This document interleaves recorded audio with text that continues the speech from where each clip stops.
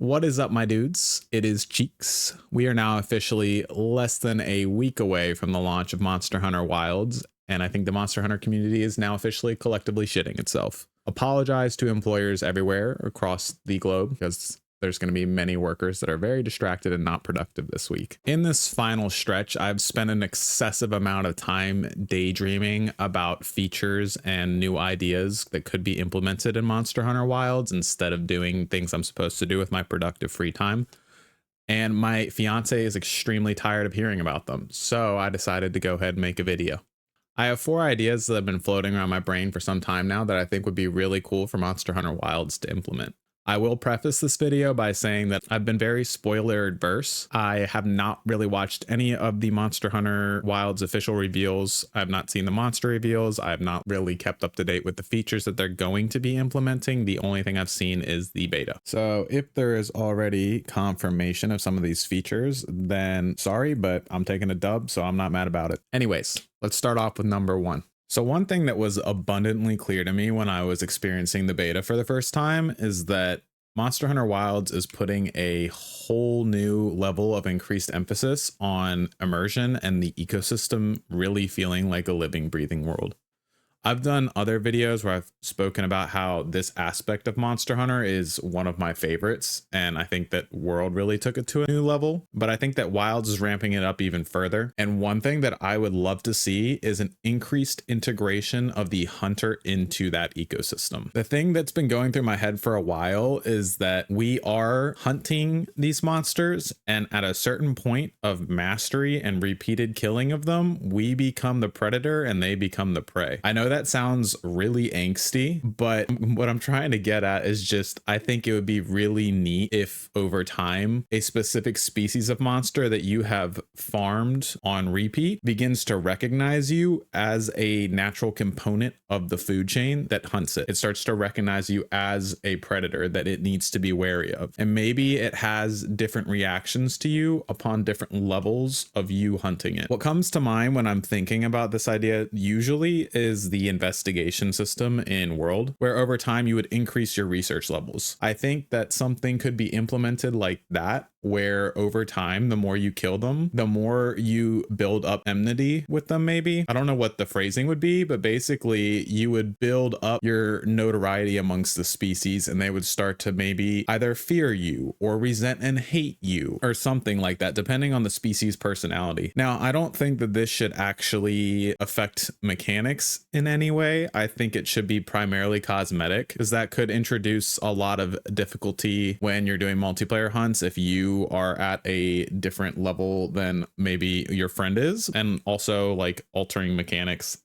I don't think the fight should become more difficult, say. If you were to kill a monster over and over again, they start to hate you and they get more aggressive. That sounds cool on the surface, but I think that that would compromise the actual hunting experience. But I do think it would be really cool if maybe there was some small visual indicators showing you that, oh, this monster recognizes you as its natural predator. Say you run into a more passive species and initially it kind of cowers a little bit and has a more submissive body posturing when it initially views you because it realizes that it's in danger. Or if you run into a more aggressive species, like prime example, Rajang. Say that it catches sight of you and you've killed like 50 of these things because like its greatsword just fucks, dude. You need it. You love the club. You want to go Oonga Boonga on some shit. Rajang's greatsword is the way to go. So you've killed this thing on repeat and you've built up your level of enmity with this monster to the point where it recognizes you as an enemy on sight. It's probably going to react a little differently because it's freaking Rajang. It's not going to be scared of you. It's just going to be like, all right, bet, bitch, let's fucking go. Let's throw down. So maybe you turn the corner, you see Rajang, it sees you, and it rears up on its hind legs and starts beating its chest and like yells out a challenge to you, like just does a defiant roar or something, like it's ready to scrap. That's kind of where I think this could really be a fun feature, and it would really make you feel like you are having an impact on this world and your actions are slowly starting to integrate you into a natural part of the ecosystem. So number 2 is more sieges. Specifically specifically more kind of raid style sieges like Safi'jiiva. I saw somewhere either Sujimoto or Tokada said that they have no interest in expanding the 4-player cap on hunts, or not no interest, but basically the entire game is designed around a 4-player cap, as they feel that that would negatively impact the combat experience and be at the detriment of the player's ability to feel that they are having an impact on the outcome of the fight. I personally agree with this. Actually, I come from an MMO background, and when you're in a 16-player raid or you're rolling up on a world boss, God forbid,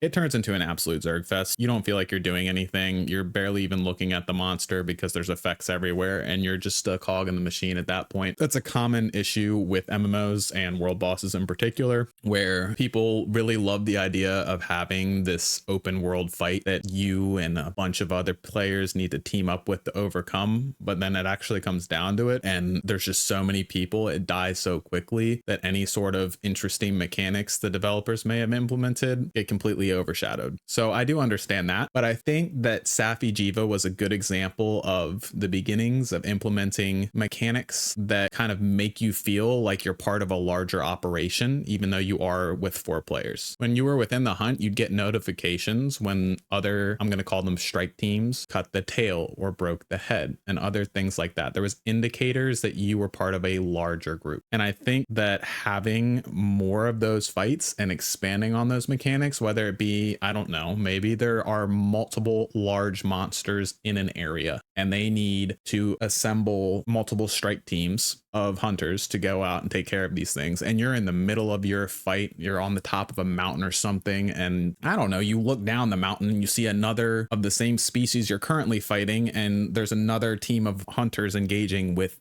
that beast. Obviously, this isn't a great idea. I'm not a game designer, but you kind of get the gist of what I'm saying. I think it'd be really cool if they expanded on that and made you feel like, okay, I am with 4 people in this fight, but there's 3 or 4 other teams of 4 engaged elsewhere in this battlefield. Maybe it's just one really massive monster and there's like levels to the arena you're fighting it in, and everyone's fighting on a different level. Something like that that gives you that sense of scale. I do want to preface this by saying this would be more, in my opinion, enjoyable if it was a spectacle thing and not like an MMO intense raid style mechanics. Like Safi'jiiva, I mean, it was sort of difficult, but it wasn't insane by any means. It was just cool. Like the spectacle of him dropping that little sapphire star down and blowing up the arena was fucking so sick. So ramp up the amount of fun spectacle style fights that give you, the player, a sense of being part of something bigger with more people without actually compromising that 4-player hunting unit. So I'm not sure if this was a